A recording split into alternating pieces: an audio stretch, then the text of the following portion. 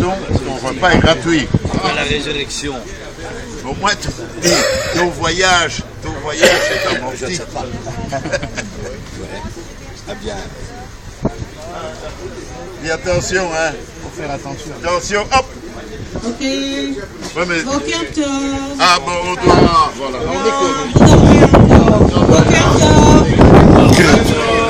Bokertov. Bon, on se trouve sur le lac de Kinneret, sur le lac de Galilée. C'est sur ce lac que Jésus a fait beaucoup de miracles. Un peu de détails sur le lac. Alors, quand on regarde la carte, ça a la forme d'une harpe. C'est pour ça que ça s'appelle Kinneret. Kinnor, Kinneret, c'est la forme d'une harpe. Ce qu'on voit, c'est d'abord tout le long à gauche. Vous vous rappelez qu'on a parlé du fils de Hérode, c'était Hérode Philippi qui se trouvait entre Tibéria et le fleuve du Jourdain. Et de l'autre côté, c'était l'autre fils, c'était Hérode Philippi. Pardon, Hérode Antipas à gauche et Hérode Philippi.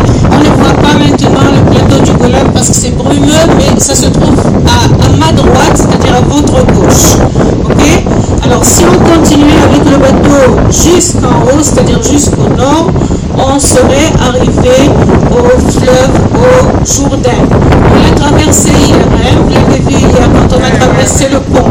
Si on va vers le sud, on arrivera aussi au fleuve du Jourdain, parce que le Jourdain, il rentre vers la Kinneret, vers le lac de Galilée, et il sort du lac de Galilée. Okay? La profondeur, c'est à peu près 33 mètres de profondeur. C'est l'eau douce. Il y a des poissons, il y a la pêche, il y a la nage, et il y a tous les sports aquatiques. On dit qu'une personne qui reçoit et qui donne aussi, c'est comme la Kinneret. C'est-à-dire, elle reçoit l'eau du Jourdain, l'eau douce, mais elle donne la vie. Et aussi, même, elle continue. C'est-à-dire que le Jourdain continue à couler après qu'il sort de Kinneret et ça arrive jusqu'à la mer Morte. On dit que quelqu'un qui ne donne rien, c'est-à-dire qu'il reçoit, mais il ne donne rien, c'est comme une personne morte. Regardez la mer Morte. Elle reçoit de l'eau, elle reçoit du Jourdain, elle reçoit des sources, elle reçoit de la pluie, mais elle ne donne rien. Ça reste tout et ça s'évapore. Et rien ne vit dans cette eau qui est très salée dans la mer Morte. Bon, on va, si quelqu'un veut lire un peu, hein, sur, j'ai le Nouveau Testament, vous voulez venir à la superficie, je ne sais pas exactement, je ne me rappelle pas, ce sont des détails que je ne me rappelle jamais. Écoutez, faites 23, la longueur c'est 23 mètres, la largeur 11 mètres, kilomètres, la largeur 11, 23 multiplié par 11. Alors voilà, on va savoir si vous avez fait l'examen en mathématiques.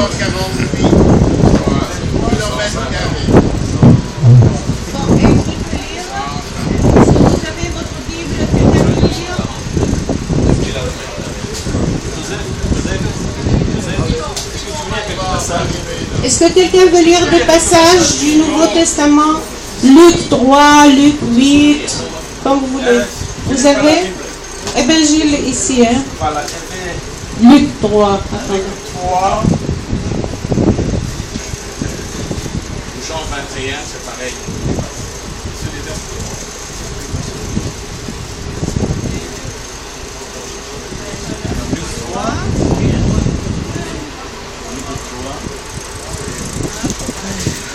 Ouais, c'est bon, hein?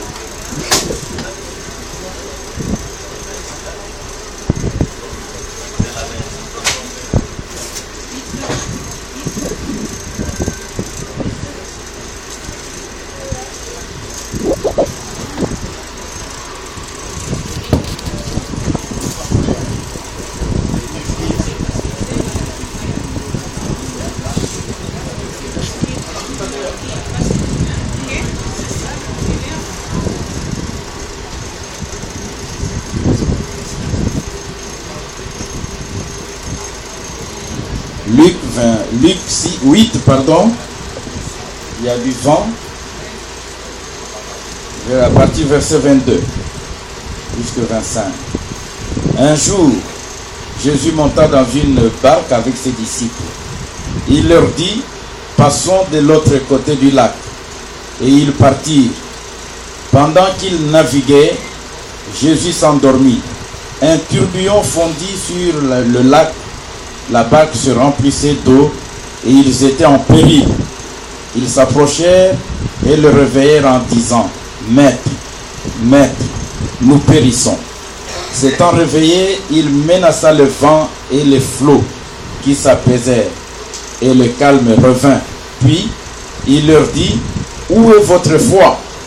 Saisis de frayeur et d'étonnement, ils se dirent les uns aux autres, quel est donc celui-ci qui commande même au vent et à l'eau et à qui ils obéissent? Parole du Seigneur.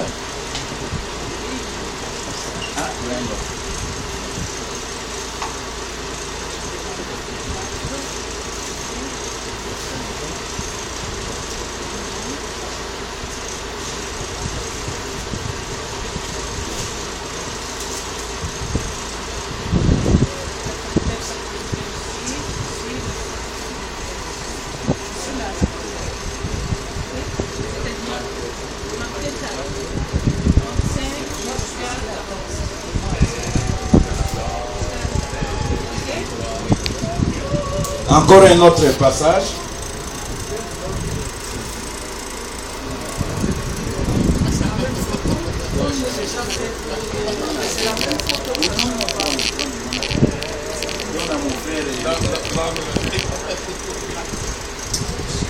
La tempête apaisée. Ce même jour, sur le soir, Jésus leur dit, je lis dans Marc, chapitre 4, versets 35 à 41. Ce même jour, sur le soir, Jésus leur dit, passons à l'autre bord. Après avoir renvoyé la foule, ils l'emmenèrent dans la barque où il se trouvait. Il y avait aussi d'autres barques avec lui. Il se leva un grand tourbillon et les flots se jetaient dans la barque, au moins qu'elle se remplissait déjà. Et lui, il dormait à la poupe sur le coussin. Ils le réveillèrent et lui dirent, Maître, ne t'inquiètes-tu pas de ce que nous périssons? S'étant réveillé, il menaça le vent et il dit à la mer, silence, tais-toi. Et le vent cessa et il y eut un grand calme. Puis il leur dit, pourquoi avez-vous ainsi peur? Comment n'avez-vous point de foi? Ils furent saisis d'une grande frayeur et ils se dirent les uns aux autres, quel est donc celui-ci à qui obéissent même le vent et la mer? Merci. Si vous voulez prier, alors allez-y.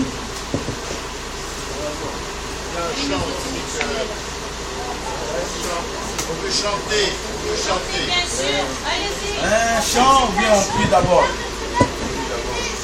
Voilà, on prie d'abord. Chanter. Quel chant? Quel chant vous voulez? Mais 30 ans, toute la tempête.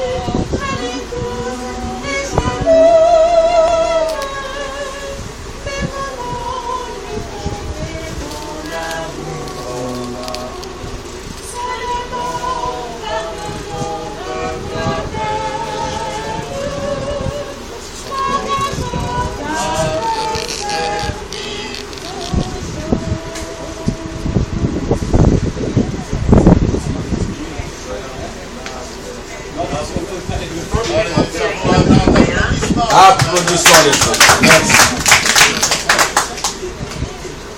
Seigneur Jésus, nous sommes heureux. Heureux de t'appartenir.